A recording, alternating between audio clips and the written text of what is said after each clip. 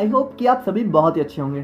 तो आज की इस छोटी सी वीडियो में हम लोग बात करेंगे एनीमिया के बारे में। तो आप लोग कॉपी और पेन लेके बैठ जाइए और हम लोग अपना आज का वीडियो स्टार्ट करते हैं। तो देखो, बात करें यहाँ पे एनीमिया के बारे में, तो ये हमारे एक ग्रीक वर्ड से डिराइव किया गया है, ठीक है, जिसका मतलब होता है विदाउट ब्लड। यानी बहुत ही सिंपली बात करें तो एनीमिया में होता क्या है कि जो हमारा आरबीसी है उसके अंदर हीमोग्लोबिन का अमाउंट जो है कम हो जाता है। और उसकी वजह से होता क्या है कि अल्टीमेटली जो हमारे ब्लड की ऑक्सीजन कैरिंग कैपेसिटी है वो यहाँ पे डिक्रीज हो जाती है। यानी देखो क्या होता है कि जैसे हमारी जो आरबीसी है, ठीक है, तो आरबीसी के अंदर होता है हमारा हीमोग्लोबिन, ठीक है, हीमोग्लोबिन। और हीमोग्लोबिन के अंदर क्या होता है, हीमोग्लोबिन हमारा हीम और ग्लोबिन से मिलकर बना होता है। तो इसके अंदर जो हमारा हीम पार्ट होता है, ठीक है, तो उसके अंदर होता है हमारा आयरन, ठीक है। और आयरन क्या करता है, आयरन हमारा ऑक्सीजन को कैरी करता है। तो अगर हमारे आरबीसी के अंदर हीमोग्लोबिन कम हो जाएगा तो हमारे जो ऑक्सीजन कैरिंग कैपेसिटी है आरबीसी की वो भी कम हो जाएगी, ठीक है। और हमारी बॉडी को अच्छे से ऑक्सीजन नहीं मिल पाएगी, ठीक है। तो उसकी वजह से जो है हमारी बॉडी में एनीमिया की प्रॉब्लम देखने को मिलती है। अब यहाँ पे बात करें हम लोग जो है सिम्टम्स ऑफ एनीमिया के बारे में, तो इसके जो है कुछ मेजर सिम्टम्स की बात करें तो यहाँ पे जो है वीकनेस वगैरह देखने को मिलती है, ठीक है, टायर्डनेस रहती है और स्किन जो है थोड़ा पेल हो जाती है, यानी कि थोड़ा स्किन का कलर यहाँ पे येलो हो जाता है, ठीक है। और जो हमारी हार्ट बीट है, ठीक है, तो वो यहाँ पे थोड़ा फास्ट हो जाती है। और उसके बाद बात करें तो शॉर्टनेस ऑफ ब्रीथ, यानी कि सांस लेने में प्रॉब्लम होती है, ठीक है। और चेस्ट पेन, यानी कि हमारे सीने में दर्द बना रहता है, ठीक है। तो अगर ये सारी चीज़ें आप लोग को देखने को मिल रही है तो आप लोग मतलब समझ सकते हो कि आप लोग को एनीमिया की प्रॉब्लम है। अब यहाँ पे देखो, हमारे बात करें टाइप्स ऑफ एनीमिया के बारे में, तो यहाँ पे जो हमारे कुछ मेजर टाइप्स हैं एनीमिया के, उसमें आता है हमारा आयरन डेफिशिएंसी एनीमिया, फिर आता है हमारा एप्लास्टिक एनीमिया, फिर आता है हमारा हीमोलाइटिक, और फिर सिकल सेल एनीमिया, और फिर आता है हमारा परनीसियस एनीमिया। तो इसमें हम लोग बात करें तो जो हमारा आयरन डेफिशिएंसी एनीमिया होता है ये हमारा सबसे मोस्ट कॉमन टाइप है एनीमिया का, ठीक है। तो ये हमारा लेडीज के अंदर बहुत ज़्यादा देखने को मिलता है, क्योंकि क्या होता है कि वुमेन्स में मेंस्ट्रुअल साइकिल के दौरान बहुत ज़्यादा ब्लड लॉस हो जाता है, ठीक है। तो उसकी वजह से क्या होता है कि अल्टीमेटली हमारा जो है हीमोग्लोबिन और आरबीसी का भी लॉस होता है। तो उसकी वजह से जो बॉडी है उसके अंदर आयरन की कमी हो जाती है, जिसकी वजह से एनीमिया की प्रॉब्लम देखने को मिलती है। देखो, आयरन डेफिशिएंसी एनीमिया यानी कि वो एनीमिया जो कि आयरन की डेफिशिएंसी की वजह से होता है, ठीक है। अब यहाँ पे बात करें तो जब यहाँ पे कोई लेडी यहाँ पे प्रेग्नेंट होती है, ठीक है, तो उसके अंदर जो चिल्ड्रन की ग्रोथ होती है उसके लिए भी आयरन की रिक्वायरमेंट बहुत ज़्यादा बढ़ जाती है। यानी कि बात करें तो जैसे कि जब यहाँ पे कोई लेडी प्रेग्नेंट है तो उसके अंदर जो यहाँ पे चिल्ड्रन है तो उसकी ग्रोथ हो रही है, तो उसको भी आयरन की ज़रूरत है, ठीक है, और लेडी को भी है। लेकिन आयरन बन तो नॉर्मल ही रहा है, ठीक है, तो उसकी वजह से क्या होता है कि आयरन की जो है कमी हो जाती है, ठीक है। तो बेसिकली ये जो आयरन डेफिशिएंसी एनीमिया है, यानी ओवरऑल ये जो है वुमेन्स में बहुत ही ज़्यादा देखने को मिलता है, ठीक है। और उसके बाद बात करें हम लोग यहाँ पे ए प्लास्टिक एनीमिया के बारे में, तो ये हमारा एक ब्लड डिसऑर्डर होता है जिसमें क्या होता है कि जो हमारी बॉडी की बोन मैरो होती है, ठीक है, वो यहाँ पे इनफ ब्लड सेल बना ही नहीं पाती है। तो हमें पता है कि हमारी जो ब्लड सेल्स हैं वो कहाँ पे बनती है, हमारी बोन मैरो में, ठीक है। तो अगर बोन मैरो यहाँ पे ब्लड सेल ही नहीं बनाएगी अच्छे से तो हमारी बॉडी में ब्लड सेल की कमी हो जाएगी, और उसकी वजह से क्या होगा, अल्टीमेटली हमारी बॉडी में जो है एनीमिया कॉज हो जाएगा, ठीक है। अब यहाँ पे देखो होता क्या है कि जो बोन मैरो के अंदर स्टेम सेल होती है, तो हमें पता है कि हमारी जितनी भी ब्लड सेल है वो यहाँ पे हिमेटोपोइटिक स्टेम सेल से बनती है। तो अगर उसी को यहाँ पे डैमेज हो जाए, ठीक है, अगर हमारी स्टेम सेल को ही नुकसान हो जाए तो उसकी वजह से क्या होगा, हमारी ब्लड सेल नहीं प्रोड्यूस होंगी। तो ये हमारा एक मेजर कॉज होता है हमारे एप्लास्टिक एनीमिया का। अब यहाँ पे देखो, ये जो है हमारे आर्सेनिक, बेंजीन जैसे टॉक्सिन्स की वजह से भी हो सकता है, ठीक है। या फिर जो हमारी अल्फा बीटा और गामा रेडिएशंस होती हैं, ठीक है, अगर उसका जो है इफेक्ट है बहुत ज़्यादा तो उसकी वजह से भी हो सकता है। या फिर कुछ डिजीज जैसे कि हमारी एचआईवी वगैरह हो गई तो उसकी वजह से भी हमें ए प्लास्टिक एनीमिया की प्रॉब्लम देखने को मिल सकती है। और बात करें हम लोग यहाँ पे हीमोलाइटिक एनीमिया के बारे में, तो इसके अंदर क्या होता है कि जो हमारी रेड ब्लड सेल है, ठीक है, वो यहाँ पे बहुत ज़्यादा डिस्ट्रॉय होने लगती है, ठीक है। और यहाँ पे जो हमारी ब्लड स्ट्रीम है उससे रिमूव होने लगती है before there normal life span. यानी कि देखो, हमारी जो आरबीसी है उसका लाइफ साइकिल कितना होता है, 120 डेज का। तो अगर हमारी ब्लड सेल 120 डेज से पहले ही डिस्ट्रॉय होने लगे, ठीक है, मान लो अगर 70-80 दिन में ही डिस्ट्रॉय होने लग जाए, तो क्या होगा, हमारी बॉडी में आरबीसी की कमी हो जाएगी। क्योंकि हमारी बॉडी आरबीसी उसी हिसाब से बनाती है, ठीक है, जिस हिसाब से आरबीसी डिस्ट्रॉय होती है, ठीक है। तो अगर पहले ही डिस्ट्रॉय होने लगी तो हमारी बॉडी के अंदर अल्टीमेटली आरबीसी की कमी हो जाएगी। तो उसकी वजह से भी हमें जो है हीमोलाइटिक एनीमिया की प्रॉब्लम देखने को मिल सकती है, ठीक है। और बात करें हम लोग यहाँ पे सिकल सेल एनीमिया की, तो देखो ये हमारी एक बहुत ही सीरियस एनीमिया होती है, ठीक है।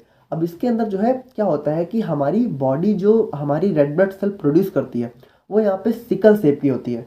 देखो सिकल बेसिकली थोड़ा सी शेप होता है, और सिकल मतलब क्या होता है, सिकल मतलब होता है हंसिया, ठीक है। तो अगर आप लोगों ने कभी देखा हो तो हंसिया हमारा थोड़ा सी शेप का होता है, ठीक है। जैसे कि हमारा ये इस टाइप का होता है, ठीक है। तो कुछ लोगों को पता होगा, कुछ लोगों को तो पता भी नहीं होगा, ठीक है। तो यहाँ पे अगर इसमें क्या होता है, सिकल सेल एनीमिया में जो हमारी रेड ब्लड सेल है, ठीक है, वो हमारी यहाँ पे इस टाइप की हो जाती है। देखो नॉर्मल हमारी ब्लड सेल कैसी होती है, नॉर्मल हमारी ब्लड सेल यहाँ पे जो है इस टाइप की होती है, ठीक है। लेकिन जो हमारी सिकल सेल एनीमिया है इसमें हमारी ब्लड सेल जो है इस टाइप की देखने को मिलने लगती है, ठीक है। नॉर्मल हमारी बाई कॉनकेव होती है, जबकि इसमें हमारी इस टाइप की होने लगती है। अब इससे नुकसान क्या होता है, देखो आप लोग बहुत ही ध्यान से समझना, ये हमारा एक बहुत ही सीरियस एनीमिया है, ठीक है। अगर ये हो रहा है तो बहुत ज़्यादा प्रॉब्लम है। अब इसमें क्या होता है, जैसे हमारा ये ब्लड स्ट्रीम है, ठीक है, सॉरी हमारी ये ब्लड वेसल है, ठीक है, और इसमें हमारा जो है ब्लड है हमारा फ्लो हो रहा है। अब मान लो अगर उसमें जो हमारी आरबीसी है वो सिकल यानी कि इस टाइप की है, तो ये क्या होता है कि ये हमारी ब्लड में जो है हमारी ब्लड वेसल में अगर मान लो फंस गई तो कभी कभी हमारे ब्लड फ्लो को ब्लॉक कर देती है। जैसे कि मान लो ये है, अगर हमारी मान लो ये इस तरीके से फंस गई, तो अब क्या है, मान लो ये ब्लड हमारा आ रहा है, ठीक है, ब्लड हमारा आ रहा है, तो यहाँ पे ये इसने क्या किया, इसने ब्लड को ब्लॉक कर दिया। अब ब्लड हमारा यहाँ से आगे ही नहीं जा पाएगा। और अगर मान लो हमारे ब्लड का फ्लो जो है रुक गया, तो क्या होगा, हमारी बॉडी के जो ऑर्गन है वहाँ तक ब्लड पहुँच नहीं पाएगा, और उसकी वजह से क्या होगा, अल्टीमेटली बहुत ज़्यादा हार्मफुल इफेक्ट देखने को मिल सकते हैं, और सीवियर केस में पेशेंट की मौत तक हो सकती है, ठीक है। तो ये एक बहुत ही हार्मफुल यहाँ पे एनीमिया होता है, ठीक है। अब सिकल सेल एनीमिया में क्या होता है कि ये एक एबनॉर्मल हीमोग्लोबिन कंटेन करता है, ठीक है। यानी इसके अंदर जो हीमोग्लोबिन होता है वो यहाँ पे नॉर्मल नहीं होता है, और ये जो हीमोग्लोबिन होता है यही हमारे आरबीसी को जो है सिकल शेप में कन्वर्ट करता है, ठीक है। और उसके बाद क्या होता है, इसकी वजह से ब्लड फ्लो हमारा ब्लॉक हो जाता है, ठीक है, जैसा कि हम लोगों ने देखा। अब यहाँ पे देखो जो हमारी सिकल ब्लड सेल्स होती है, ठीक है, तो उनकी लाइफ स्पैन भी बहुत कम होती है, ठीक है। यानी कि वो सिर्फ 10 से 20 दिन में यहाँ पे डाई हो जाती है, ठीक है। तो उसकी वजह से भी आप लोग समझ सकते हो कि हमारी बॉडी के अंदर अल्टीमेटली आरबीसी की बहुत ज़्यादा कमी हो जाएगी, ठीक है। और बात करें हम लोग यहाँ पे लास्ट टाइप की, तो जो हमारा परनीशियस एनीमिया होता है, तो इसके अंदर क्या होता है, इसके अंदर हमारी जो बॉडी है, ठीक है, वो यहाँ पे हेल्दी आरबीसी नहीं बना पाती है। यानी आरबीसी बनाती तो है लेकिन वो उतनी हेल्दी नहीं होती, ठीक है। यानी उसके अंदर जो है आरबीसी की सारी प्रॉपर्टी नहीं होती है। और ऐसा होता क्यों है, क्योंकि जो है हमारी बॉडी है उसके अंदर विटामिन B12 की कमी हो जाती है। अब विटामिन B12 हमारी आरबीसी का एक बहुत ही इंपॉर्टेंट कंपोनेंट होता है, ठीक है। अब इसके बारे में डिटेल में हम लोग आने वाले सेमेस्टर्स में पढ़ेंगे, ठीक है। बट अभी आप लोग इतना समझ लो कि अगर विटामिन B12 की कमी हो गई तो अल्टीमेटली हमारी जो आरबीसी है, ठीक है, तो वो यहाँ पे अच्छी नहीं होगी, ठीक है, हेल्दी नहीं होगी पूरी तरीके से। और उसकी वजह से क्या होगा, आरबीसी अगर हेल्दी नहीं है तो वो उतना ऑक्सीजन कैरी ही नहीं कर पाएगी, और उसकी वजह से क्या होगा, हमें एनीमिया की प्रॉब्लम देखने को मिल जाती है। तो इसके अंदर होता क्या है कि जो हमारा विटामिन B12 है, ठीक है, उसका एब्जॉर्प्शन यहाँ पे डिक्रीज हो जाता है, ठीक है। तो देखो बात करें हम लोग यहाँ पे हीमोस्टेसिस के बारे में, तो सबसे पहले तो आप लोग ये समझो कि ये हीमोस्टेसिस है ना कि होम्योस्टेसिस, ठीक है। ये दोनों ही चीज़ें यहाँ पे अलग है। तो यहाँ पे जो हमारा हीमोस्टेसिस है इसको हम लोग सिंपली यहाँ पे ब्लड क्लॉटिंग या फिर ब्लड कोगुलेशन के नाम से भी जानते हैं। अब ये ब्लड क्लॉटिंग क्या होती है, तो देखो बहुत ही सिंपली आप लोग को बता रहा हूँ कि जैसे आप लोग को जब चोट वगैरह लगती है, देखो वो वाली चोट नहीं जो अंदर से लगती है, वो चोट जिसमें यहाँ पे हमारा जो है ब्लड बाहर आता है, ठीक है। यानी कि बात करें तो अगर मान लो आप लोग को कट वगैरह लगता है, तो आप लोगों ने अक्सर देखा होगा कि जैसे मान लो आप लोगों को कहीं कट लगा तो पहले क्या होता है कि ब्लड हमारा बाहर आता है, लेकिन थोड़ी देर बाद क्या होता है, वो ब्लड यहाँ पे थोड़ा जम जाता है, ठीक है। और उसके बाद क्या होता है, हमारी जो ब्लीडिंग है वो यहाँ पे रुक जाती है, यानी हमारा जो ब्लड लॉस है वो यहाँ पे प्रिवेंट हो जाता है। तो यहाँ पे जो हमारा ब्लड के जमने की प्रक्रिया है, ठीक है, यही होती है हमारी ब्लड क्लॉटिंग, ठीक है। हिंदी में इसको हम लोग बोलते हैं ब्लड का थक्का जमना, ठीक है। तो यहाँ पे आज की पूरी वीडियो में हम लोग को यही टॉपिक को जो है बहुत ही डिटेल में पढ़ना है, ठीक है। यानी इसके अंदर कौन कौन सी प्रोसेस होती है, कौन कौन सी मैकेनिज्म होती है, वो सारी की सारी चीज़ें हमें जो है डिटेल में पढ़नी है। अब यहाँ पे देखो सिंपली बात करें तो ये हमारी बॉडी के अंदर क्या होता है कि बहुत ही फास्ट सीरीज ऑफ एक्शन होती है, ठीक है। यानी कि जब हमें कोई चोट वगैरह लगती है तो हमारी बॉडी के अंदर बहुत तेजी से बहुत सारी जो है एक्शन होती है, रिएक्शन होती है, जिसकी वजह से क्या होता है कि हमारा जो ब्लड है वो यहाँ पे एक क्लॉट बना लेता है, ठीक है। क्लॉट आप लोग कह सकते हो कि एक जाल टाइप का बना लेता है, ठीक है। तो हमें तो इतना दिखता नहीं है जाल वगैरह, ठीक है, हमें तो यही दिखता है कि ब्लड हमारा जम गया है। देखो आप लोगों ने अक्सर नोटिस किया होगा ना कि थोड़ी देर देखो पहले क्या होता है, ब्लड यहाँ पे जम जाता है, फिर कुछ दिन बाद यहाँ पे क्या होता है, एक पपड़ी टाइप की बन जाती है, ठीक है, ब्राउन कलर की, और उसके बाद वो यहाँ पे गायब हो जाती है और हमारी स्किन यहाँ पे पहले जैसी हो जाती है। तो वो तो चलो बात की प्रोसेस है, हम लोग को बस वही पढ़ना है कि ये जो ब्लड है वो यहाँ पे जो जमता है तो वो जमता कैसे है, ठीक है, कैसे अच्छा देखो, अगर मान लो हमारा ब्लड क्लॉट ना हो, अगर हमारा ब्लड ना जमे तो क्या होगा। मान लो जैसे कि बात करें, जैसे मान लो ये हमारा कोई एरिया है, ठीक है, और यहाँ पे हमें जो है कट वगैरह लग गया, अब यहाँ से ब्लड लॉस होने लगा, ठीक है। तो अगर मान लो यहाँ पे अगर ब्लड क्लॉटिंग ना हो तो क्या होगा, धीरे धीरे करके हमारी बॉडी से पूरा ब्लड हमारा बाहर आ जाएगा, और उसके बाद क्या होगा, हमारी ब्लड बॉडी में जब ब्लड ही नहीं बचेगा तो हम लोग जिंदा ही नहीं रह पाएंगे। तो आप लोग समझ सकते हो कि ब्लड क्लॉटिंग हमारी बॉडी के अंदर कितनी ज़्यादा इंपॉर्टेंट प्रोसेस है, ठीक है। तो इसीलिए ये टॉपिक हम लोग को बहुत ही ज़्यादा डिटेल में पढ़ना है। अब यहाँ पे देखो, जो हमारी ब्लड क्लॉटिंग होती है तो इसमें जो है बहुत सारे क्लॉटिंग फैक्टर्स रिक्वायर होते हैं, ठीक है, और यहाँ पे बहुत सारे केमिकल यहाँ पे रिलीज होते हैं जो कि हमारी ब्लड क्लॉटिंग में हेल्प करते हैं, ठीक है। तो यहाँ पे देखो, जो हमारी ब्लड क्लॉटिंग या फिर हमारी जो हीमोस्टेसिस की प्रोसेस है वो यहाँ पे हमें 3 स्टेप में देखने को मिलती है, ठीक है। इसमें पहला स्टेप होता है हमारा वैस्कुलर स्पैज्म, या फिर इसी को हम लोग जो है वैसोकंस्ट्रिक्शन के नाम से भी जानते हैं, और दूसरा होता है हमारा प्लेटलेट प्लग फॉर्मेशन, और थर्ड और मोस्ट इंपॉर्टेंट जो कि हमारा मेन स्टेप होता है वो होता है हमारा ब्लड क्लॉटिंग। तो देखो सबसे पहले क्या होता है, सबसे पहले होता है हमारा वैस्कुलर स्पैज्म, या फिर इसी को हम लोग यहाँ पे वैसोकंस्ट्रिक्शन के नाम से जानते हैं। अब देखो इसमें बहुत ही सिंपली समझो होता क्या है। देखो सबसे पहले तो आप लोग ये समझो कि हमारा ब्लड जो है हमारी बॉडी के अंदर फ्लो किस में होता है, हमारा ब्लड फ्लो होता है ब्लड वेसल्स के अंदर, ठीक है, यानी कि ये हमारी होती है ब्लड वेसल्स हमारी बॉडी के अंदर, और इसी के अंदर हमारा ब्लड फ्लो होता है। तो देखो जैसे हमारी बॉडी के जो ऊपरी एरिया है, मान लो ये हमारा हैंड है, ठीक है, तो अगर यहाँ पे कोई कट लगता है तो अल्टीमेटली वो जो कट है वो हमारी ब्लड वेसल्स के अंदर लगता है, ठीक है, यानी हमारी ब्लड वेसल्स यहाँ पे डैमेज होती है और उसके अंदर से हमारा ब्लड जो है बाहर आके हमारी बॉडी से बाहर आता है। तो यहाँ पे देखो, जैसे मान लो अगर हमें कट लगा, ठीक है, और हमारी ब्लड वेसल यहाँ पे डैमेज हो गई, तो सबसे पहले क्या होता है, वैसो कंस्ट्रिक्शन या फिर वैस्कुलर स्पैज्म। तो इसमें क्या होता है, ध्यान से देखना, जैसे हमारी ये ब्लड वेसल है, अब हम लोग डायरेक्ट ब्लड वेसल को बना रहे हैं, अब इसमें मान लो यहाँ पे कोई कट लग गया, ठीक है, तो इसको थोड़ा सा हम लोग जो है कट जैसा बनाते हैं, ठीक है, जैसे ये मान लो हमारा जो ब्लड वेसल है ये हमारा डैमेज हो गया, ठीक है, ये हमारा ऐसे डैमेज हो गया, ठीक है, ये यहाँ पे डैमेज हो गया और यहाँ से हमारा जो ब्लड है वो यहाँ पे बाहर जाने लगा। तो सबसे पहले क्या होता है, वैसो कॉन्स्ट्रिक्शन या फिर वैस्कुलर स्पैज्म। तो आप लोग ये समझो वैसो कॉन्स्ट्रिक्शन का मतलब क्या होगा, कॉन्स्ट्रिक्शन का मतलब क्या होता है, सिकुड़ना, ठीक है। तो यहाँ पे सबसे पहले क्या होता है, और वैसो का मतलब क्या होता है, वेसल, ठीक है, यानी वेसल का सिकुड़ना। तो वेसल हमारी क्या होती है, वेसल होती है हमारी ब्लड वेसल। तो यहाँ पे सबसे पहले क्या होता है, ये यहाँ पे सिकुड़ जाती है, ठीक है। तो सिकुड़ती कैसे है, आप लोग ध्यान से देखना, इनके अंदर जो है थोड़ा सा कॉन्स्ट्रिक्शन हो जाता है, ठीक है, यानी ये यहाँ पे देखो, ध्यान से देखना, जैसे ये हमारी ब्लड वेसल है, तो देखो यहाँ पे क्या हुआ, जहाँ पे कट लगा है वहां पे हमारी ब्लड वेसल यहाँ पे सिकुड़ गई, ठीक है, कॉन्स्ट्रिक्ट कर गई, यानी इनके अंदर कॉन्ट्रैक्शन हो गया। देखो ये पीछे नॉर्मल है, ठीक है, जहां पे हमारा कट कट लगा हुआ है वहां पे हमारी ब्लड वेसल यहाँ पे कॉन्स्ट्रिक्ट हो गई। तो इसकी वजह से क्या होगा, इसकी वजह से ये होगा कि जो हमारा ब्लड फ्लो है यहाँ पे इस एरिया में वो थोड़ा कम हो जाएगा, और उसकी वजह से क्या होगा, हमारा ब्लड लॉस थोड़ा रुक जाएगा, ठीक है। तो आई होप कि आप लोग यहाँ पे थोड़ा समझ रहे होगे, ठीक है। अब यहाँ पे इस फिगर में आप लोग देखो, जैसे ये हमारी कोई ब्लड वेसल है, ठीक है, और हमें यहाँ पे इंजरी हुई, तो यहाँ पे क्या हुआ, हमारी ब्लड वेसल यहाँ पे ब्रेक हो गई। तो यहाँ पे देखो ये हमारी आरबीसी है और ये हमारी क्या है, ये हमारी प्लेटलेट्स है, ठीक है। तो यहाँ पे क्या हुआ, जैसे हमारा कट लगा, ठीक है, तो यहाँ पे हमारा जो ब्लड है वो यहाँ पे बाहर जाने लगा, ठीक है, यहाँ पे जैसे आरबीसी हमारी बाहर जाने लगी। आरबीसी हमारी ब्लड के अंदर ही तो होती है, तो ब्लड ब्लड अगर बाहर गया तो आरबीसी बाहर गई, सब कुछ बाहर जाएगा ना। तो यहाँ पे देखो क्या होगा, इसका कॉन्स्ट्रिक्शन हो जाएगा, यानी ये यहाँ पे सिकुड़ जाएंगे, ठीक है, और इसकी वजह से क्या होगा, यहाँ पे ब्लड फ्लो थोड़ा कम हो जाएगा, ठीक है, जिसकी वजह से ब्लड लॉस यहाँ पे थोड़ा रुक जाएगा। और दूसरा स्टेप होता है हमारा यहाँ पे प्लेटलेट प्लग फॉर्मेशन। अब इसको देखो, यहाँ पे इन सारे स्टेप्स को समझने से पहले हम लोग जो है सिंपली समझ लेते हैं इसमें क्या होगा, कि यहाँ पे क्या होगा, देखो जैसे पहला स्टेप हो चुका है हमारा, पहला स्टेप क्या हुआ, हमारी ब्लड वेसल यहाँ पे थोड़ी सिकुड़ गई, ठीक है, हमारी ब्लड वेसल कुछ इस तरीके से हो गई, और ये हमारा कट लगा हुआ है। तो यहाँ पे देखो क्या होगा, प्लेटलेट प्लग फॉर्मेशन का मतलब क्या होता है कि हमारे देखो ये हमारी ब्लड वेसल है और इसके अंदर हमारा क्या हो रहा है, ब्लड फ्लो हो रहा है। और ब्लड के अंदर क्या क्या है, ब्लड के अंदर हमारी आरबीसी है, डब्ल्यूबीसी है और प्लेटलेट्स है। तो जैसे ये हमारी आरबीसी है, ठीक है, ये सारी हमारी आरबीसी है और ये सारी हमारी प्लेटलेट्स है, ठीक है। प्लेटलेट्स हमारी थोड़ी सी बहुत छोटी साइज की होती है। तो यहाँ पे देखो सेकेंड स्टेप में क्या होगा, प्लेटलेट प्लग फॉर्मेशन, यानी प्लेटलेट का एक प्लग बन जाएगा। प्लग मतलब आप लोग कह सकते हो कि जैसे एक जगह आके जम जाएंगे, ठीक है, प्लेटलेट्स। तो यहाँ पे देखो क्या होगा, ध्यान से देखना, जैसे ये जो ब्रोकन एरिया है, ठीक है, जहाँ पे कट लगा हुआ है, यहाँ पे प्लेटलेट्स आके जो है इकट्ठा हो जाएंगे, ठीक है। आप लोग समझ रहे हो, थोड़ा सा ऐसे ऐसे बहुत सारे प्लेटलेट्स यहाँ पे आके इकट्ठा हो जाएंगे। और इसकी वजह से क्या होगा कि यहाँ पे देखो जैसे ये इकट्ठा हो गया ना, तो यहाँ पे क्या हुआ, इन लोगों ने यहाँ पे ब्लड फ्लो को जाम कर दिया, ठीक है। यहाँ पे जैसे ये जम गया, तो इसकी वजह से क्या होगा, ब्लड फ्लो थोड़ा सा कम हो जाएगा।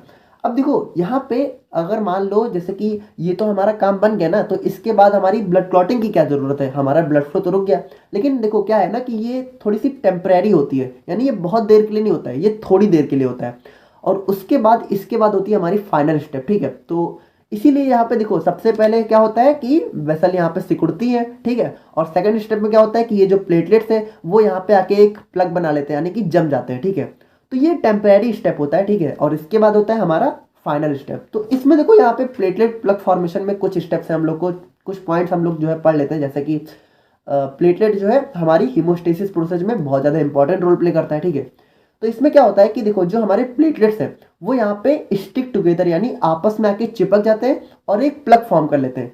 अब देखो ये यहाँ पे एक टेम्परेरी होता है, ठीक है, टेम्परेरी प्लग, जो कि क्या करता है कि हमारी जो ब्लड वेसल की वॉल है, ठीक है, तो वो जो यहाँ पे ब्रेक हुई है उनको सील कर देता है, टेम्परेरी, ठीक है।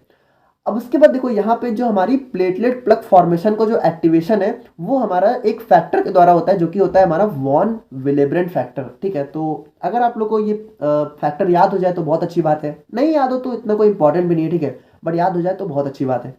अब यहाँ पे देखो ये जो हमारे प्लेटलेट्स होते हैं, ठीक है, तो वो जो हमारी ब्लड वेसल की वॉल होती है तो वहाँ पे होते हैं कोलेजन फाइबर्स, तो उनके साथ यहाँ पे मिलके जो है बहुत ज़्यादा जो है और स्टिकर और चिपचिपे हो जाते हैं, ठीक है। यानी कि देखो जितना ज़्यादा चिपचिपे होंगे उतनी अच्छी तरीके से आपस में चिपक के और जो है प्लग को और अच्छे से फॉर्म करेंगे। आप लोग समझ रहे हो ना, जैसे कि जहाँ पे हमारी जैसे ये हमारी ब्लड वेसल है, तो यहाँ पे जैसे ये ब्रेक है ना, तो ये लोग मतलब ये जो प्लेटलेट्स हैं ये जितना ज़्यादा चिपचिपा होगा उतना आपस में अच्छे से जुड़ा रहेगा, और जितना ज़्यादा नहीं होगा तो वो अच्छे से जुड़ नहीं पाएगा। तो ये क्या करता है, ये हमारा जो है कोलेजन फाइबर के साथ मिल जाता है, तो उसकी वजह से ये और ज़्यादा चिपचिपा हो जाता है और अच्छी तरीके से यहाँ पे एक प्लग का फॉर्मेशन हो पाता है, ठीक है। अब देखो ये जो हमारा प्लेटलेट होता है, ठीक है, तो ये क्या करता है कि जब यहाँ पे ये आपस में जाके जो है चिपक जाते हैं, ठीक है, ब्लड वेसल की वॉल पे, तो वहाँ पे ये कुछ केमिकल्स रिलीज करते हैं। कौन कौन से केमिकल, एडीपी यानी कि एडेनोसिन डाइफॉस्फेट, और सेरोटोनिन और थ्रोम्बोक्सिन ए2, ठीक है। और ये जो फेस होती है हमारी केमिकल रिलीज होने वाली, इसको हम लोग बोलते हैं प्लेटलेट रिलीज रिएक्शन। अब देखो यार मुझे पता है कि ये सारी चीज़ें आप लोग को थोड़ा सा कंफ्यूज लग रही होंगी, बट देखो क्या है ना कि ये क्वेश्चन 10 नंबर में आता है तो ये टॉपिक बहुत ईजी सिंपल है कि हमारा सिर्फ यहाँ पे क्या होता है, एक ब्लड का क्लॉट फॉर्म होता है, लेकिन इसके अंदर बहुत सारी स्टेप है और आप लोग को पढ़ना पड़ेगा क्योंकि 10 नंबर में आता है, ठीक है। तो थोड़ा सा लिखने से काम चलेगा नहीं। तो यहाँ पे देखो ये जो एडीपी होता है ये क्या करता है, ये जो हमारा प्लेटलेट है उनको और ज़्यादा स्टिकी बना देता है, यानी कि उनको जो है चिपकने में जो है हेल्प करता है। और ये सेरोटोनिन और थ्रोम्बोक्सिन ए2 है, ये क्या करता है, ये हमारे वेस्कुलर स्पैज्म को और ज़्यादा इन्हेंस कर देता है, यानी ये जो वेसल कंस्ट्रिक्ट हुई थी, यानी ये जो हमारी ब्लड वेसल सिकुड़ी थी, ठीक है, तो उसको और ज़्यादा अच्छे से कॉन्स्ट्रिक्ट होने में, कॉन्ट्रैक्ट होने में मदद करता है। और प्लेटलेट प्लग फॉर्मेशन में भी जो है अपना हेल्प करता है, ठीक है, योगदान देता है। तो यहाँ पे देखो आप लोग यहाँ पे इस फिगर में देख के समझ सकते हो, जैसे ये जो ब्लड वेसल हमारी कांटेक्ट हुई थी, ठीक है, तो वहाँ पे क्या हुआ, ये प्लेटलेट्स आके जो है आपस में चिपक के एक प्लग का फॉर्मेशन कर देते हैं, ठीक है। बस देखो यहाँ पे क्या होता है, ये टेम्परेरी होता है, अगर परमानेंट होता तो कोई दिक्कत ही नहीं थी, तब तो आगे की स्टेप होनी नहीं चाहिए थी, लेकिन ये टेम्परेरी होता है। तो इसके बाद होती है हमारी फाइनल स्टेप। तो अब हम लोग बात करते हैं अपने लास्ट स्टेप के बारे में, जो कि है हमारा ब्लड क्लॉटिंग। अब देखो ये स्टेप तो लास्ट है लेकिन सबसे ज़्यादा बड़ा यही है, ठीक है। अब इसमें बहुत कुछ है, ठीक है। तो यहाँ पे देखो इसको भी पहले हम लोग शॉर्ट में समझते हैं कि इसमें होता क्या है। तो यहाँ पे देखो सबसे पहले क्या हुआ, हमारी ब्लड वेसल यहाँ पे कॉन्ट्रैक्ट हो गई, ठीक है, जो हमारी डैमेज थी। देखो ये हमारा डैमेज एरिया, ठीक है, हमने इसको नीचे बना लिया, अभी तक ऊपर था। तो यहाँ पे देखो सबसे पहले क्या हुआ, ये यहाँ पे कॉन्ट्रैक्ट हुई, उसके बाद क्या हुआ, प्लेटलेट प्लग फॉर्मेशन हुआ। अब प्लेटलेट प्लग फॉर्मेशन हमारा एक टेम्परेरी स्टेप था। अब यहाँ पे क्या होगा, अब यहाँ पे जो हमारा ब्लड क्लॉटिंग है, तो इसमें हमारा एक प्रोटीन होता है फिब्रिन, ठीक है, फिब्रिन हमारा एक प्रोटीन होता है। तो यहाँ पे फिब्रिन क्या होता है, ये एक जाल टाइप का होता है, ठीक है। तो यहाँ पे अब ये क्या करेगा, ये यहाँ पे हमारा एक फाइनल जाल बनाएगा, ठीक है। अब जाल किस तरीके होगा आप लोग देखना, थोड़ा सा यहाँ पे इस तरीके का हमारा एक जाल होता है, ठीक है, जैसे ये हमारा कट था। अब यहाँ पे ये जो फिब्रिन्स है, ठीक है, तो फिब्रिन्स यहाँ पे क्या करेंगे, यहाँ पे एक बहुत ही अच्छा सा जाल बना लेंगे, ठीक है, ऐसे करके। और ये क्या करेगा, ये इसको पूरी तरीके से सील कर देगा और उसके बाद हमारा जो ब्लड लॉस है वो यहाँ पे जो है रुक जाएगा। लेकिन अब ये फिब्रिन यहाँ पे एक्टिवेट कैसे होता है, तो उसी को हम लोग को बहुत ज़्यादा डिटेल में पढ़ना है। तो यहाँ पे बात करें तो ये हमारी जो है ब्लड क्लॉटिंग की मेन और फाइनल स्टेप होती है, ठीक है। अब ये हमारी वो प्रोसेस होती है जिसके द्वारा हमारा जो ब्लड क्लॉट है वो फॉर्म होता है, ठीक है।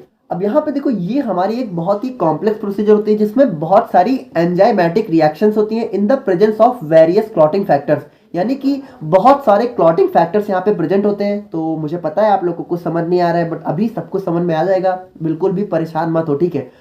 अभी आप लोग समझ लो, मैं जो बोल रहा हूँ उसको समझ लो कि यहाँ पे ये बहुत ही कॉम्प्लेक्स प्रोसीजर होती है इन ऑफ एंजाइमेटिक रिएक्शन, यानी इसके अंदर क्या होता है, इसके अंदर बहुत सारे एंजाइम्स की रिएक्शंस होती है in the presence of various clotting factors, यानी बहुत सारे क्लॉटिंग फैक्टर्स यहाँ पे प्रेजेंट होते हैं और उनके प्रेजेंस में क्या होती है, बहुत सारे एंजाइम्स यहाँ पे रिएक्ट करते हैं जो कि क्या करते हैं, अल्टीमेटली यहाँ पे क्लॉट का फॉर्मेशन करते हैं over the injured blood vessel, यानी कि जो हमारी ब्लड वेसल यहाँ पे डैमेज हुई थी, इंजर्ड हुई थी, उसके ऊपर क्लॉट का फॉर्मेशन करते हैं।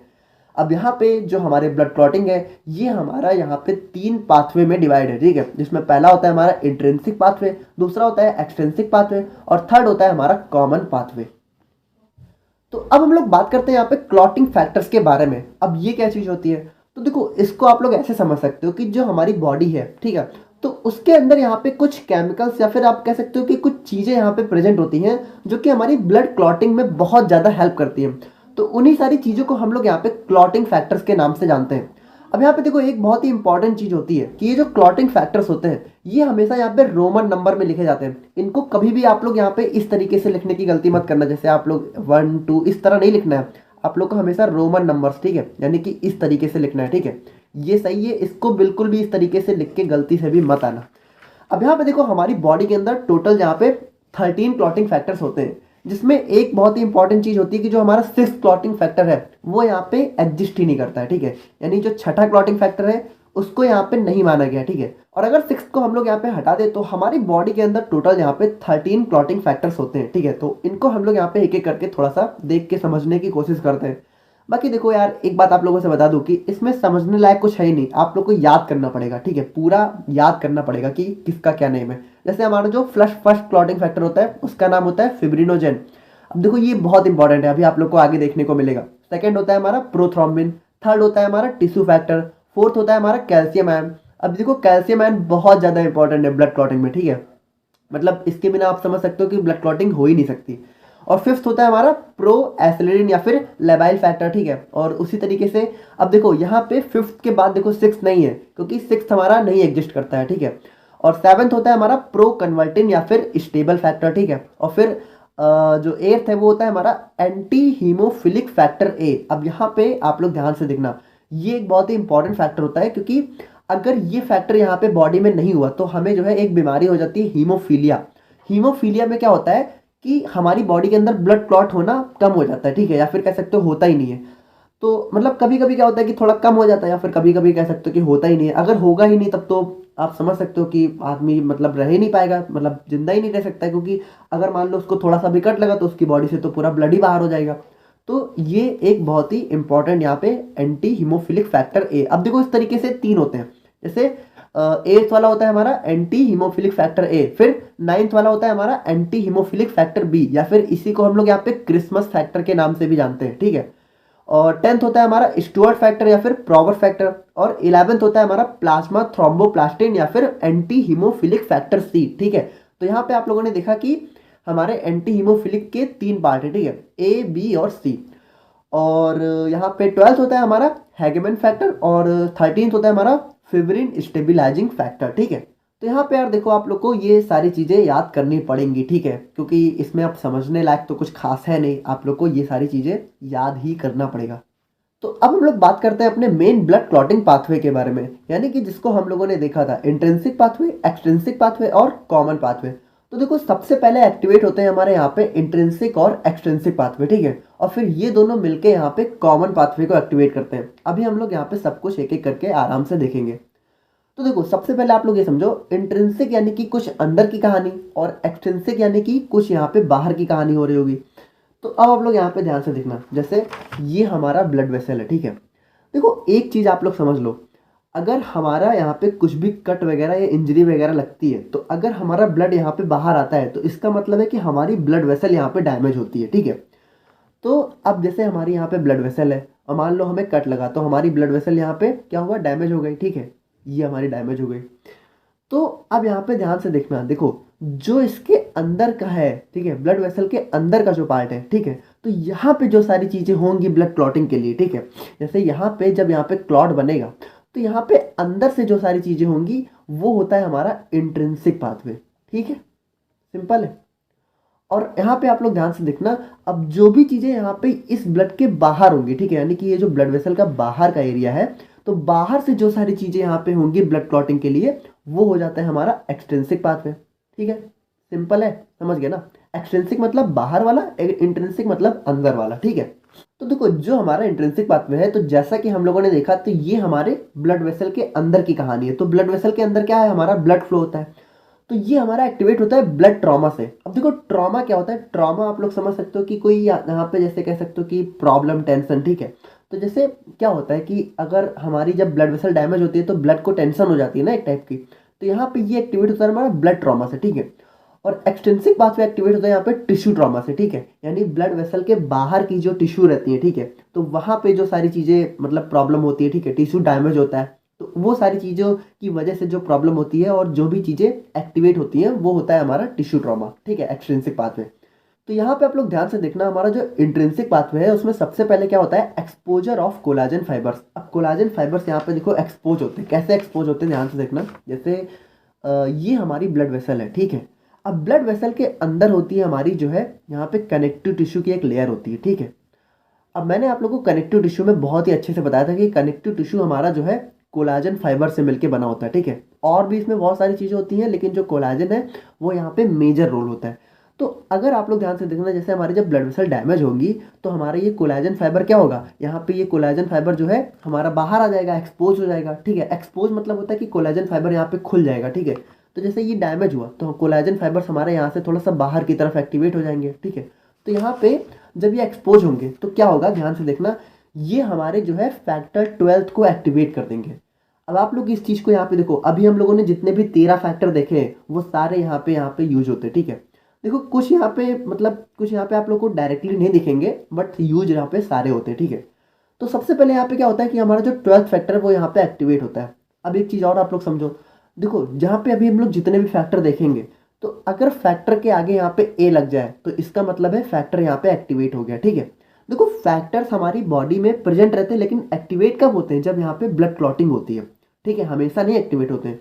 तो ब्लड क्लॉटिंग के टाइम पे क्या होगा, देखो जैसे ही कोलेजन फाइबर एक्सपोज होंगे तो ये जो 12th फैक्टर है ये यहाँ पे सबसे पहले एक्टिवेट होगा, और एक्टिवेट होकर किस में कन्वर्ट हो जाएगा, 12th ए में। देखो 12th जब तक ये सिंपल है तब तक ये इनएक्टिवेट है, यानी कि तब तक ये काम का नहीं है, लेकिन जैसे ये 12th ए में कन्वर्ट होगा ये एक्टिवेट हो जाएगा। अब जैसे ही ये 12th ए में कन्वर्ट होगा, अभी हम लोग ये इंट्रिंसिक पाथवे को देख रहे हैं, ठीक है। एक्सट्रिंसिक पाथवे बहुत छोटा सा है, यही वाला बेसिकली हमारा थोड़ा सा बड़ा होता है। अब जैसे ये 12th ए फैक्टर एक्टिवेट होगा, अब ये क्या करेगा, ये हमारा 11th फैक्टर को एक्टिवेट कर देगा, ठीक है। ध्यान से सुनते जाना, ठीक है, अभी बस सुनते जाओ, अभी हम लोग इसको लैंग्वेज में समझ लेंगे। देखो आप लोग थोड़ा सा समझने की कोशिश करो, ठीक है, ये टॉपिक थोड़ा सा कॉम्प्लिकेटेड है, ठीक है, तो मैं जो बता रहा हूँ उसको आप लोग बस सिंपली समझो। जैसे ही 12th फैक्टर यहाँ पे एक्टिवेट हुआ, इसने क्या किया, इसने 11th को एक्टिवेट कर दिया। अब 11th कैसे एक्टिवेट होगा, 11th यहाँ पे कन्वर्ट हो जाएगा 11th ए में, ठीक है। मैंने बताया ना आप लोगों को कि जैसे ही हमारा फैक्टर के आगे ए लग जाए इसका मतलब वो एक्टिवेट। अब जैसे ये 11th एक्टिवेट हुआ, इसने क्या किया, इसने फैक्टर 9th को एक्टिवेट कर दिया। देखो फैक्टर 10 यहाँ पे गायब हो गया, क्योंकि फैक्टर 10 हमारा सबसे मेन फैक्टर होता है, ठीक है, तो वो यहाँ पे आगे चल के एक्टिवेट होगा। तो जैसे ही 11th यहाँ पे एक्टिवेट हुआ, उसने क्या किया, 9th को एक्टिवेट कर दिया, और 9th ने यहाँ पे क्या किया, 9th ने यहाँ पे अल्टीमेटली आके हमारे फैक्टर 10th को एक्टिवेट किया, ठीक है। अब देखो फैक्टर 10th को हमारा, देखो यहाँ पे जो हमारा इंट्रिंसिक पाथवे है उसने अल्टीमेटली क्या किया, देखो सबसे पहले क्या हुआ, कोलेजन फाइबर एक्सपोज हुआ, इसने क्या किया, 12th फैक्टर को एक्टिवेट किया, फिर 12th ने क्या किया, 11th को, और 11th ने क्या किया, 9th को, और 9th ने क्या किया, 10th को, ठीक है। तो यहाँ पे इंट्रिंसिक पाथवे ने अल्टीमेटली हमारे 10th फैक्टर को एक्टिवेट किया, ठीक है। अब यहाँ पे हम लोग बात करते हैं जो हमारा एक्सट्रिंसिक पाथवे है, ठीक है। तो एक्सट्रिंसिक पाथवे हमारा क्या होता है, टिश्यू ट्रॉमा से एक्टिवेट होता है, ठीक है। और टिश्यू ट्रॉमा में सबसे पहले क्या होता है, जो हमारा टिश्यू फैक्टर जो हमारा थ्रोम्बोप्लास्टिन होता है, ये होता है हमारा फैक्टर 3, ठीक है। तो ये क्या करता है, ये एक्टिवेट करता है हमारे फैक्टर नंबर 7 को, ठीक है। और 7 फैक्टर यहाँ पे कैसे एक्टिवेट होता है, 7th ए में कन्वर्ट होके, और जैसे ही ये 7th ए में कन्वर्ट होता है, अब ये हमारा ये भी आके हमारे फैक्टर 10th को ही एक्टिवेट करता है। और यही हमारी सबसे इंपॉर्टेंट चीज़ है। आप लोग इस चीज़ को बहुत ही अच्छे से समझो कि ये जो हमारा इंट्रिंसिक और एक्सट्रिंसिक पाथवे है, ये दोनों आपस में आके जो है अल्टीमेटली क्या करते हैं, हमारे 10th फैक्टर को एक्टिवेट करते हैं। यानी ये दोनों का काम होता है हमारे 10th फैक्टर को एक्टिवेट करना, ठीक है। तो अब यहाँ पे देखो, यहाँ पे क्या हुआ, ये दोनों आके मिल गए, ठीक है। यानी यहाँ पे देखो, ये भी यहाँ पे आके मिल गया, ये भी यहाँ पे आके मिल गया, यानी कि इन दोनों ने अब क्या किया, एक कॉमन पाथवे को फॉलो किया। और यहाँ से शुरू होता है हमारा कॉमन पाथवे, जो कि हमारा थर्ड पाथवे था, ठीक है। तो कॉमन पाथवे में क्या होगा कि ये जो फैक्टर 10th है, ये जब यहाँ पे एक्टिवेट होगा तो ये यहाँ पे हमारा एक एंजाइम को एक्टिवेट कर देगा, जो कि होता है हमारा प्रोथ्रोम्बिनेस। अब ये प्रोथ्रोम्बिनेस क्या करेगा, ये हमारा प्रोथ्रोम्बिन को थ्रोम्बिन में कन्वर्ट कर देगा, ठीक है। और थ्रोम्बिन क्या करेगा, जब प्रोथ्रोम्बिन यहाँ पे थ्रोम्बिन में कन्वर्ट होगा तो थ्रोम्बिन यहाँ पे फिब्रिनोजन को फिब्रिन में कन्वर्ट कर देगा। और ये फिब्रिन मैंने आप लोगों को क्या बताया था, यही फिब्रिन हमारा जाल के फॉर्म में हमारे क्लॉट फॉर्मेशन करता है, ठीक है। यानी कि जैसे ही हमारा फिब्रिन एक्टिवेट होगा, हमारा जो ब्लड वेसल है जो कि डैमेज हुआ था, वहाँ पे क्या होगा, यहाँ पे हमारा जो है एक जाल टाइप का, यहाँ पे फिब्रिन का एक जाल टाइप का ऐसे बन जाएगा, ठीक है। तो देखो यहाँ पे ये जो सारी चीज़ें हैं, जितने भी पाथवे हैं, ये सारी चीज़ें किस लिए हो रही हैं, क्योंकि हमारा फिब्रिन को एक्टिवेट करना है। तो फिब्रिन कैसे एक्टिवेट होता है, फिब्रिनोजन से। और फिब्रिनोजन कैसे एक्टिवेट होता है, थ्रोम्बिन से। थ्रोम्बिन कैसे एक्टिवेट होता है, प्रोथ्रोम्बिन से। प्रोथ्रोम्बिन कैसे एक्टिवेट होता है, प्रोथ्रोम्बिनेज से। और ये कैसे एक्टिवेट होता है, फैक्टर 10 से। और फैक्टर 10 कैसे एक्टिवेट होता है, इन दोनों से, ठीक है। यानी ये इंट्रिंसिक और एक्सट्रिंसिक, ये दोनों पाथवे चल के अंत में हमारे फैक्टर 10th को एक्टिवेट करते हैं। और फैक्टर 10th हमारा प्रोथ्रोम्बिनेज को, ठीक है, फिर प्रोथ्रोम्बिनेज हमारा प्रोथ्रोम्बिन को थ्रोम्बिन में, फिब्रिनोजन को फिब्रिन में, और फिब्रिन हमारा क्या करता है, क्लॉट फॉर्मेशन करता है। तो आई होप कि आप लोग यहाँ पे समझ गए होंगे। अब देखो यार, मैंने अपनी पूरी कोशिश की है कि आप लोग को बहुत ही ईजी लैंग्वेज में समझा सकूँ। देखो मैं फिर कह रहा हूँ कि यहाँ पे आप लोग बहुत शॉर्ट में समझो कि ये सारी चीज़ें जो हो रही हैं वो हमारे फिब्रिन को एक्टिवेट करने के लिए हो रही है, क्योंकि यही फिब्रिन हमारा जो है अंत में हमारे क्लॉट को फॉर्म करेगा, ठीक है। यानी यही फिब्रिन हमारा जाल बनाता है, ठीक है। तो अब हम लोग यहाँ पे हम लोगों ने अभी जो भी पाथवे पढ़ा है, ठीक है, उसको थोड़ा सा लैंग्वेज के फॉर्म में देख लेते हैं, ठीक है। यानी कि सबसे पहले जो हमारा इंट्रिंसिक पाथवे था, तो इसमें देखो क्या क्या हो रहा था। जैसे ये हमारा एक कॉम्प्लेक्स पाथवे तो है, और क्या होता है, अकर स्लोली, यानी कि ये थोड़ा स्लोली होता है। देखो जो हमारा एक्सट्रिंसिक था, जो कि हमारा टिश्यू ट्रॉमा था, वो बहुत ही छोटा होता है। उसमें क्या होता है, सिर्फ एक ही फैक्टर एक्टिवेट होता है, फैक्टर 7, ठीक है। लेकिन इसमें बहुत सारे होते हैं, तो ये हमारा थोड़ा सा कॉम्प्लेक्स होता है। अब ये पाथवे अकर्स होता है ड्यू टू ब्लड ट्रॉमा, जैसा कि हम लोग को पता है। अब देखो यहाँ पे क्या होता है कि जो हमारी ब्लड वेसल है, जब यहाँ पे इंजर्ड हो जाती है, तो यहाँ पे अब आप लोग यहाँ पे ध्यान से देखना, थोड़ा हम लोग इसको डिटेल में देख रहे हैं, ठीक है। वहाँ पे हम लोगों ने शॉर्ट में देखा, जैसे ये हमारी ब्लड वेसल है, ठीक है। तो ब्लड वेसल के सबसे नीचे होती है हमारी कनेक्टिव टिश्यू की लेयर, ठीक है, कनेक्टिव टिश्यू। और इसके ऊपर होती है हमारी एंडोथेलियल टिश्यू की लेयर, ठीक है। तो देखो अगर आप लोगों ने टिश्यू पढ़ा हुआ है, ठीक है, हमारा जो है एंडोथेलियल टिश्यू, कनेक्टिव टिश्यू, तभी आप लोग को थोड़ा समझ में आएगा। अगर नहीं पढ़ा है तो मैं जो बता रहा हूँ आप लोग उतना बस समझ लो, ठीक है। कुछ है नहीं इसमें, टिश्यू का उतना कॉन्सेप्ट नहीं है, ठीक है। जैसे ये जो हमारा एंडोथेलियल टिश्यू होता है, ठीक है, तो अगर हमारी ब्लड वेसल यहाँ पे डैमेज हुई तो अल्टीमेटली देखो ये भी तो डैमेज हो रहा है। ये हमारा जो एंडोथेलियल टिश्यू है, कनेक्टिव टिश्यू, ये भी तो डैमेज हो रहा है। तो यहाँ पे यही बताया जाता है कि जैसे जब हमारा ब्लड वेसल डैमेज होता है, इंजर्ड होता है, तो जो एंडोथेलियल टिश्यू है इनसाइड द ब्लड वेसल, वो भी डैमेज हो जाता है, ऑल्सो गेट्स डैमेज, ठीक है। और उसकी वजह से क्या होता है, जो ब्लड है वो यहाँ पे डायरेक्ट कांटेक्ट में आ जाता है किसके, कोलाजन फाइबर्स के। अब कोलाजन फाइबर्स यहाँ पे क्या होते हैं, कोलाजन फाइबर्स हमारे कनेक्टिव टिश्यू में होते हैं, ठीक है। तो जैसे मान लो ये डैमेज हुआ, ठीक है, तो क्या हुआ, ये जो ब्लड है, ये जो ब्लड इसके अंदर फ्लो हो रहा है, ये यहाँ से बाहर आने लगा। तो जब बाहर आ रहा है तो देखो यहाँ पे, यहीं पे तो होते हैं कोलाजन फाइबर, तो ये देखो ब्लड यहाँ पे क्या होगा, कोलाजन फाइबर के डायरेक्ट कॉन्टैक्ट में आ गया, ठीक है। अब उसके बाद देखो यहाँ पे क्या बताया गया है कि अगर जब हमारे यहाँ पे एंडोथेलियल टिश्यू यहाँ पे डैमेज हो जाता है, तो उसकी वजह से क्या होता है कि जो हमारे ब्लड के अंदर प्लेटलेट्स होते हैं वो भी यहाँ पे डैमेज हो जाते हैं। और जब प्लेटलेट्स यहाँ पे डैमेज होते हैं तो वहाँ पे क्या करते हैं, फॉस्फोलिपिड्स को रिलीज करते हैं। तो अब आप लोग यहाँ पे ध्यान से देखना, जैसे हमारे इसके अंदर ब्लड फ्लो हो रहा है, और ब्लड के अंदर क्या है, ब्लड के अंदर है हमारी आरबीसी, डब्ल्यूबीसी, ठीक है, और प्लेटलेट्स, ठीक है। तो जैसे यहाँ पे जब यहाँ पे ब्लड वेसल हमारी डैमेज हुई तो क्या हुआ, इसके जो प्लेटलेट्स हैं वो भी थोड़ा सा डैमेज हो जाते हैं। तो ये जो प्लेटलेट्स है, ठीक है, ये हमारे बहुत छोटे छोटे, तो मैंने आप लोग को बताया, देखो ये सारी चीज़ें सेल ही तो होती हैं। देखो आरबीसी, डब्ल्यूबीसी और प्लेटलेट्स, ये सब सेल होती हैं। तो सेल के पास क्या होता है, सेल के पास होता है सेल वॉल, ठीक है, यानी कि सेल मेम्ब्रेन होती है। और मेम्ब्रेन में मैंने आप लोग को बताया था कि जो हमारी सेल मेम्ब्रेन होती है या फिर प्लाज्मा मेम्ब्रेन उसको भी हम लोग कहते हैं, तो उसके अंदर क्या होता है, उसके अंदर होता है फॉस्फोलिपिड्स की बाई लेयर। तो जब ये डैमेज होते हैं तो फॉस्फोलिपिड्स को यहाँ पे रिलीज कर देते हैं, ठीक है। तो वही चीज़ यहाँ पे बताई गई है, ठीक है। आई होप कि आप लोग यहाँ पे थोड़ा समझ रहे होगे। देखो हम थोड़ा सा बहुत डीप में कंसेप्ट को समझ रहे हैं, ठीक है। अगर आप लोग को नहीं समझ में आ रहा है तो इतना ज़्यादा परेशान मत हो, ठीक है। अगर समझ में आ रहा है तो बहुत अच्छी बात है, अगर नहीं आ रहा है तो इतना परेशान मत हो। हम लोगों ने हमारा जो ब्लड क्लॉटिंग है वो वहीं पे ख़त्म हो चुका है, ठीक है। अगर आप लोग को उतना समझ में आ गया जो हम लोगों ने अभी क्लॉटिंग फैक्टर्स देखे थे, ठीक है, जो हम लोगों ने पाथवे देखा है, अगर उतना समझ में आ गया है तो ब्लड क्लॉटिंग वहीं पे ख़त्म है। वो थोड़ा हम लोग डिटेल में देख रहे हैं, ठीक है, और ज़्यादा डीप में। तो अगर समझ आ रहा है तो बहुत अच्छी बात है। आई होप कि आ रहा होगा, ठीक है। अगर स्टार्टिंग से आप लोगों ने सब कुछ देखा है तो ज़रूर आ रहा होगा।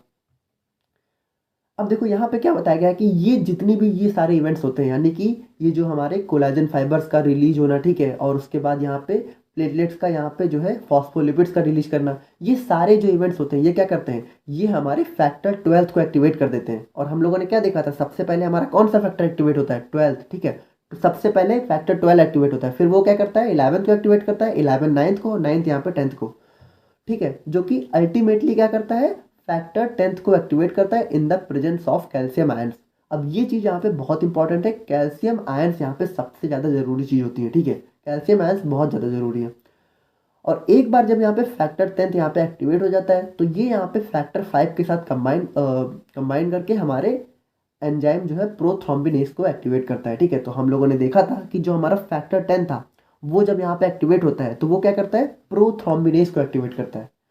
अच्छा देखो, एक चीज़ मैंने आप लोग को नहीं बताई, वो बहुत इंपॉर्टेंट है कि ये जो फैक्टर 10th है, ठीक है, ये यहाँ पे फैक्टर 5 के साथ कंबाइन करता है, तब जाके प्रोथ्रोम्बिनेस को एक्टिवेट करता है, ठीक है। तो यहाँ पे जो हमारा फैक्टर 10 है जब वो यहाँ पे एक्टिवेट होता है तो उसके साथ यहाँ पे फैक्टर 5 भी यहाँ पे एक्टिवेट होता है, ठीक है। तो वो दोनों मिलके यहाँ पे प्रोथ्रोम्बिनेस को एक्टिवेट करते हैं। और बात करें हम लोग यहाँ पे एक्सट्रिंसिक पाथवे के बारे में, तो ये हमारा एक बहुत ही सिंपल पाथवे होता है और बहुत तेजी से होता है। तो इसके अंदर क्या होता है, ये हमारा जो है टिश्यू ट्रामा की वजह से होता है। और इसमें क्या होता है कि जो हमारा टिश्यू फैक्टर यानी कि जो हमारा थ्रोम्बोप्लास्टिन होता है ये हमारा फैक्टर 3 होता है। देखो ये फैक्टर्स क्या है, फैक्टर्स हैं हमारे जो ब्लड क्लॉटिंग में हेल्प कर रहे हैं, जो मैंने अभी आप लोग को 1 से लेकर 13 तक फैक्टर पढ़ाए थे वही सारी चीज़ें हैं, ठीक है। तो यहाँ पे ये जो हमारा टिश्यू फैक्टर होता है ये क्या करता है, ये हमारे फैक्टर 7 को एक्टिवेट करता है। और फैक्टर 7 क्या करता है, अल्टीमेटली हमारे फैक्टर 10th को एक्टिवेट करता है। और फैक्टर 10th क्या करता है, ये हमारे फैक्टर 5 के साथ कंबाइन होकर हमारे प्रोथ्रोम्बिनेस को एक्टिवेट करता है। देखो दोनों चीज़ें वही है, लास्ट स्टेप देखो दोनों में सेम है, यहाँ पे और यहाँ पे दोनों में एकदम सेम है, ठीक है। अंत में क्या होगा, अंत में हमारा फैक्टर 10th ही एक्टिवेट होगा दोनों पाथवे से, ठीक है। और ये दोनों क्या करेंगे, प्रोथ्रोम्बिनेस को एक्टिवेट करेंगे। और एट लास्ट में हमारा क्या होगा, एट लास्ट में हमारा कॉमन पाथवे फॉलो होगा। इसमें क्या होगा, इन कॉमन पाथवे जो हमारा प्रोथ्रोम्बिनेस है वो हमारा प्रोथ्रोम्बिन को थ्रोम्बिन में कन्वर्ट करेगा। और फाइनल स्टेज में क्या होगा, थ्रोम्बिन जो है हमारा फिब्रिनोजन को फिब्रिन में कन्वर्ट करेगा। और फिब्रिन क्या करेगा, फिब्रिन हमारा कैल्शियम की प्रेजेंट में क्या करेगा, क्लॉट फॉर्म करेगा over the damage blood vessel. यानी कि हमारी जो ब्लड वेसल यहाँ पे डैमेज हुई थी, ठीक है, तो यहाँ पे जो हमारा फिब्रिन है वो यहाँ पे जाल फॉर्म कर देगा, ठीक है। और हमारा जो ब्लड लॉस है वो यहाँ पे प्रिवेंट हो जाएगा। तो ये थी हमारी यहाँ पे पूरी ब्लड क्लॉटिंग की कहानी। और आई होप कि मैंने आप लोग को अच्छे से समझाया होगा और आप लोग को समझ में आया होगा। और अगर आप लोगों को समझ में आया है, अगर आप लोगों ने लेक्चर यहाँ तक देखा है तो प्लीज़ आप लोग कमेंट करके ज़रूर बताना कि आप लोग को समझ में आया या नहीं आया। और बाकी नोट्स आप लोग को 2 से 3 दिन में देखने को मिल जाएंगी। और मिलते हैं नेक्स्ट वीडियो में। Thank you so much.